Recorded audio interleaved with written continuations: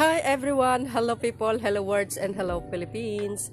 Shoutout po sa lahat ng ating mga kababayan, lalo na po ang mga loyalist Marcos dyan. So but anyway mga kababayan, ang tanong nga, di ba, ng karamihan, bakit nga ba bagsak ang ekonomiya ng bansang Pilipinas sa loob ng mahabang taon, ika nga dekada, since 1986? Dapat nga ba baguhin ang 1987 Constitution, mga kababayan? Kung mayroon kayong comment, mga best, i-comment nyo na lang. Ito na ba yung panahon? Ito pa yung dahilan kung bakit bagsak ang ekonomiya ng bansa sa mahabang panahon ay hindi makakausad? Ano ba ang problema? 'Di ba? Base po dito sa isang congressman ng 2nd District Marikina ni si Representative Quimbo. Ini-explain niya dito, mga kababayan, yung kung bakit nga bagsak ang Pilipinas. Hindi makakausad, hindi makakabangon.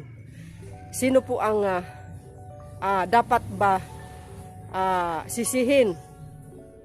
I don't think MYRON, di ba?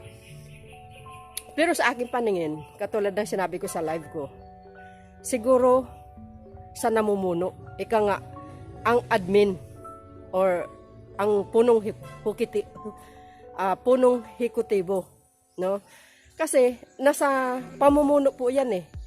Hahanap ka ng paraan, paano mo iangat ang nalugmok na ekonomiya.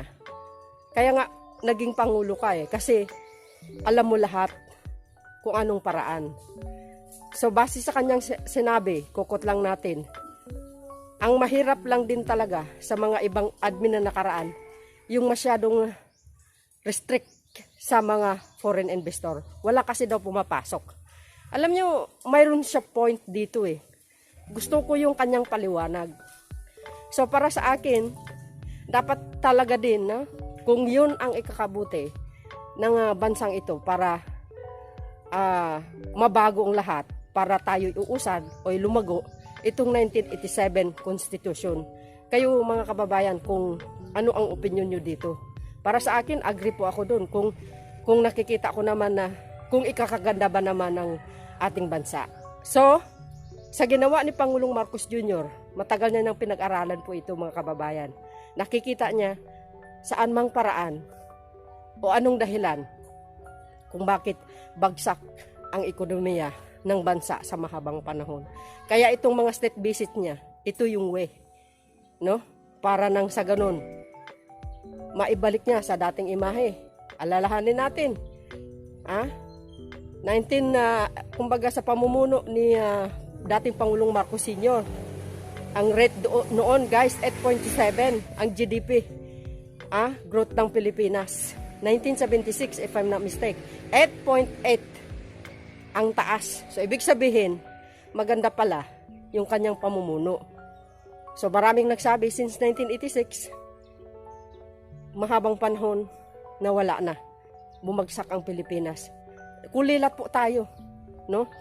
Kaya ba, maraming OFW, kasi nga, dahil sa kapabayaan, hindi marunong gumawa ng paraan, yung mga namumuno, paano ba maghanap ng trabaho or mabigyan ng trabaho ang mamamayang Pilipino. So para sa akin, very agree ako. Super agree ako sa ginagawa ni Pangulong Marcos Jr. Yun po ang tanging paraan. Ang mag-angkat, no, or manghihikayat ng mga foreign investor sa Pilipinas. Dahil kung lahat yang pinupuntahan niya na bansa ay pupunta dito at mag-invest, magkikreate ng thousand of job ng mga jobless na Pilipino. So in that way, mga kababayan, masasabi natin, mapapalago talaga ang ekonomiya ng bansa. So but anyway guys, panoorin nyo po ang explanation ni 2nd District Marikina Quimbo pala, si Madam Estela Quimbo. Ang ganda ng paliwanag niya. But before that, don't forget to like, mga bes. So see you again in my next live and video. Bye. Babush, nandito po ako kasi fresh air sa likuran ng aking inupahang bahay. Bye! Hindi po welcome ang foreign investors sa ating ekonomiya sa araw na to. And this has already been explained very well by my colleagues, especially by our Chair Rufus. Any foreign entity can own only as much as 40% in selected important sectors, public utilities, education, mass communication, and with respect to land ownership, foreign firms cannot own land. In other words, sarado ang pintuan.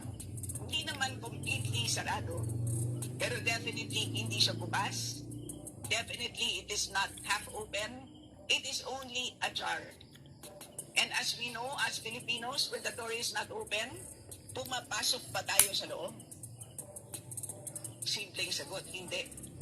Ganun din po ang ating foreign investors because it is important to businessmen that the business environment is predictable. So when the door is not open, it is a signal that they will have great difficulty doing business in that community. And so, according to the OECD, we are number 3, not in terms of wealth, but in terms of restrictiveness. Ganun po kasarado ang ating ekonomiya. We are the 3rd most restrictive economy in the entire world. We are the number 1 most restrictive economy in the ASEAN. So, what is the simple result of that being closed? The investment flows will not come to us. It will instead go to our neighbors. So if you look at the next slide, all you need to look at is the leftmost bar, and the heights of those bars represent the share of total investments in the entire ASEAN. So if you look at the green bar, it's a very tall bar. That's the share of Singapore. That's more than 50%. Investors from all over the world like investing in Singapore because it is an open economy. It is a predictable business environment. Hulaan po ninyo kung aling kulay ang Pilipinas. Color yellow. It is the shortest bar. What does that mean? Tayo po ay kulelat in terms of competing for foreign investments in the world. So that is the logical result or consequence of having a door that is only ajar. And if you look at the rank, the Philippines is not among the top 5 in the ASEAN, including China, in terms of receiving foreign investments. And would you believe, ang number 1 po in terms of competing for foreign investments is Vietnam. Nakakatakot. Dahil bigyan nyo na lang sila ng kaunting panahon ay mas mayaman na po ang Vietnam sa atin. Bakit? Nakakabahala. Kung naaalala nyo po, dating komunista ang Vietnam. It was a closed economy and very backward. Pero bigyan nyo na lang ng kaunting panahon ay iiwanan na tayo ng bansang Vietnam. And speaking of naiiwan tayo, if we go to the next slide, many of you here are about our age. And if you recall, in the 1970s, in terms of GDP per capita, we were ranked 2nd. Tayo po ang pangalawang sa pinakamayaman na bansa sa buong ASEAN. That was in the 70s. But what is our rank today? As of 2021, we slipped to number 5 in this group of countries, including Malaysia, Indonesia, Thailand, Vietnam, and the Philippines. Of that 5, today, we are the last. And in this list, all of them improved their rankings from 1970 to today. Tayo lang po ang nag-slip. And so, we attribute that to our being a closed economy. What is the consequence of being closed? We get too few foreign direct investments. Ano ang problema? Ang problema, kulang ang kapital domestically. Kulang ang namumuhunan na negosyo domestically. Tama. Kapag kulang ang puhunan, you have too few firms. When you have too few firms, you have too few jobs. And therefore, what happens? Our kababayans end up looking for jobs abroad. Yan ang dahilan kung bakit, kung titingnan po natin yung figure doon sa kaliwa, that shows the number of OFWs. Hulaan niyo po kung anong kulay ang Pilipinas. Color red. Tayo po ang may pinakamaraming pinapadalang kababayan abroad. Not to go shopping, but to look for jobs. So ganun po. Dahil kulang ang domestic capital, sarado ang ating pintuan, ang ending, umaalis ang ating kababayan, iniiwan po ang kanilang mga pamilya. Okay? Next slide, please. So, in a nutshell, what are the benefits if we have a more open economy? First of all, very clear, job creation. Right? With more foreign firms located in the Philippines, we create jobs. And according to studies, foreign firms located in the Philippines hire more workers. Why is that? Because they happen to be bigger. They operate on a larger scale, which also means they, on the average, hire more workers. In fact, on the average, they hire twice as many workers. Number 2, studies also show that foreign firms pay more or pay higher wages. So studies will show that if we have more foreign firms, wages will increase by 17 to 33%. So for factory workers, tataas ang sahod by 17%. Yung dating kumikita ng 1,000, kikita na ngayon ng 1,700. Pagdating naman sa managers, tumataas ng 33% kapag mas marami tayong foreign firms. Yung dating kumikita ng 1,000, magiging 1,330. Okay? So, the third benefit, of course, as I said earlier, with a more open economy, we get more investments. And studies would show that the increase in investments is 90%. So just by having a less restrictive constitution, we get almost doubling of our foreign investments. How much is that in terms of pesos? That is 555 billion pesos. Kalahating trilyon ang idadagdag sa kapital. And that is big. That increase, that 555 billion peso increase, is already about 3% of our GDP. So it's certainly not a trivial amount.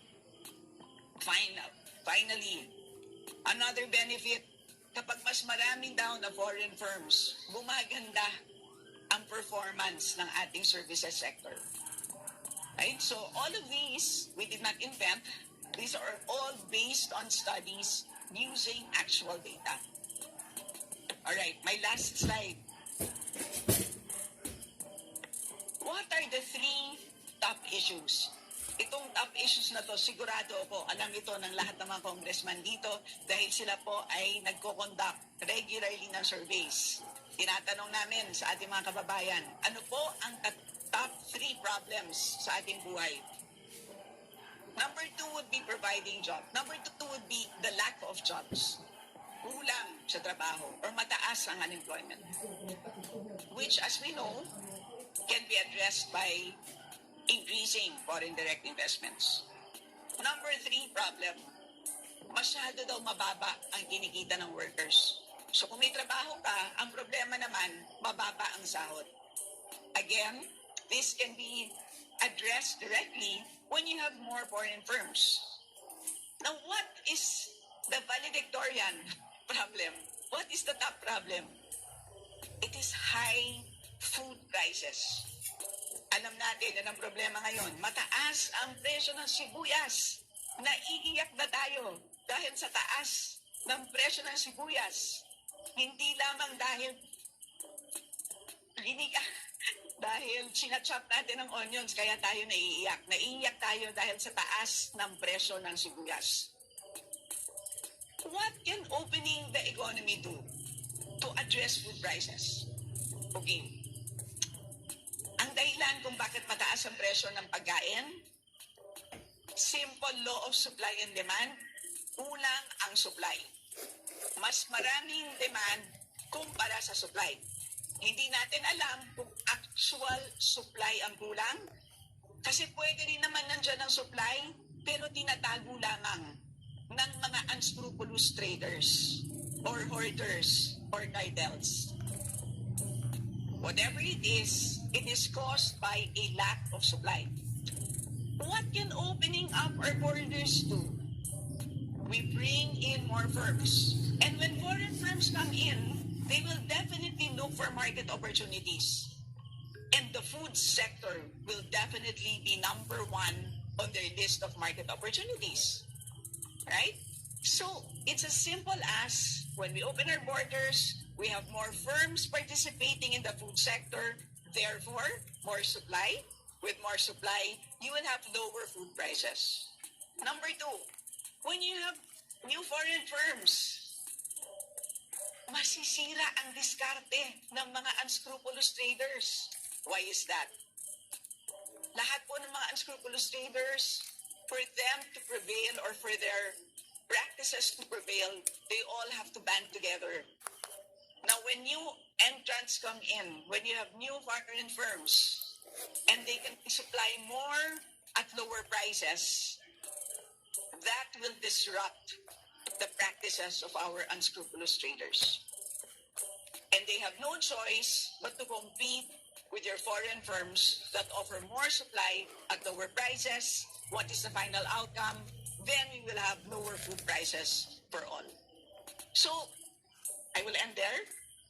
That is my simple explanation of why we all believe that sana po you consider, you keep an open mind to having a gone, keeping in mind that it is really about time to relax or to reduce or to completely remove the restrictive economic provisions of our Constitution.